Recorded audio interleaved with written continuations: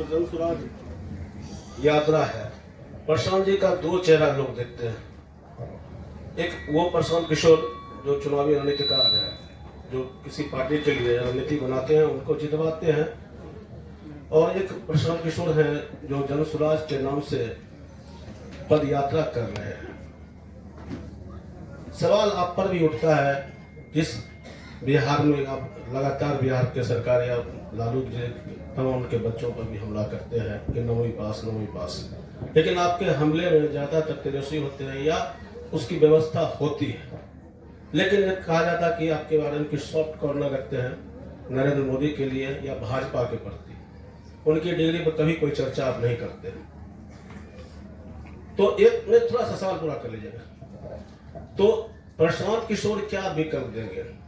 एक तरफ यहाँ आप यात्रा कर रहे हैं, दूसरी तरफ कहा जा रहा है कि आंध्र प्रदेश में या कहीं फिर से आप चुनावी रणनीतिकार के रूप में भी जा रहे हैं। तो दो चेहरे लेके चल रहे हैं। किस प्रशांत किशोर को लोग एक्सेप्ट ज्यादा करें, जन स्वराज वाले प्रशांत किशोर को या चुनावी रणनीतिकार प्रशांत किशोर को, जो बिहार में ही नीतीश लालू की सरकार बनाने में रणनीतिकार की भूमिका? मेरे भाई ऐसा है, आप खुद प्रश्न में ही कुछ मुझे ज्यादा कंफ्यूज दिखते हैं।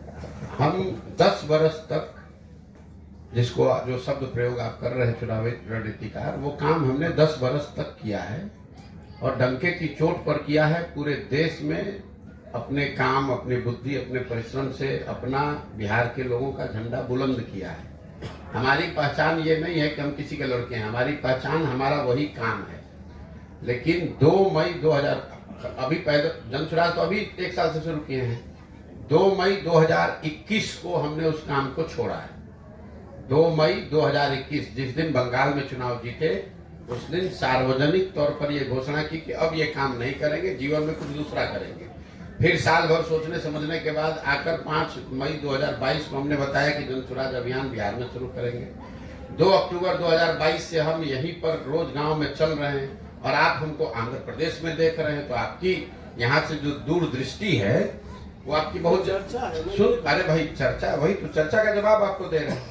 हम बैठे हुए हैं बेगूसराय में, आप लोग बेगूसराय के पत्रकार हैं। पिछले 30 दिन से हम बेगूसराय में हैं कि आंध्र प्रदेश में? आप अगर आपको ये नहीं दिख रहा है तो चर्चा को आप किस आधार पर सवाल कर रहे हैं? दूसरा, आपने सवाल किया कि आप तेजस्वी यादव की डिग्री की बात कर रहे हैं, नरेंद्र मोदी की डिग्री की बात नहीं कर रहे हैं। बिल्कुल ठीक बात है। 2 बातें समझिए। नरेंद्र मोदी की डिग्री 9वां पास की नहीं है। उन्होंने अपना डिग्री सही या गलत देश के सामने रखा कि हमने एमए किया है। जब नरेंद्र मोदी की डिग्री पर बात उठी तो उन्होंने, उनको भी, प्रधानमंत्री को भी अपना डिग्री दिखाना पड़ा कि भैया हम एमए किए हैं, इस सब्जेक्ट में किए हैं, इस कॉलेज से, इस यूनिवर्सिटी से किए हैं। दूसरा जो ज्यादा महत्वपूर्ण है, हम बात कर रहे हैं बिहार की। 2 वर्ष से हम गांव गांव घूम रहे हैं बिहार में। तो अटैक या कोई क्रिटिसिज्म या कोई शिकायत हम केरल के मुख्यमंत्री पर करेंगे।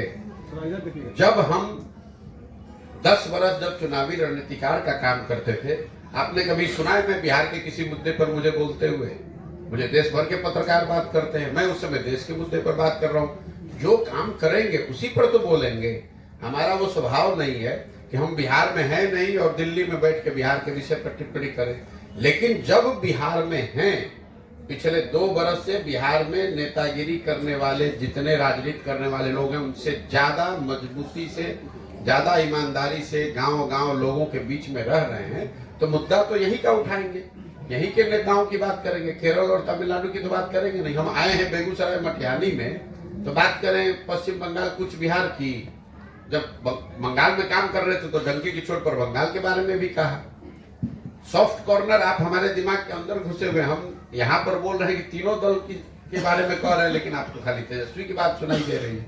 और एक अंतिम बात समझिए, पिछले 32 सालों से यहाँ सरकार के तौर पर मुखिया कौन रहे हैं? लालू रहे हैं, नीतीश रहे हैं। तो अगर बिहार की स्थिति खराब है तो उसकी सबसे बड़ी जिम्मेवारी किसकी है? सबकी जिम्मेवारी, हमारी, आपकी, सारी जनता, सब एमएलए, मुखिया, सबकी जिम्मेवारी है। लेकिन सबसे बड़ी जिम्मेवारी किसकी है? यहाँ पर जो राज्य का मुखिया है उसी की तो जिम्मेवारी होगी। लालू नीतीश ही तो 35 साल से चला रहे हैं, तो उनको छोड़ दिया जाए?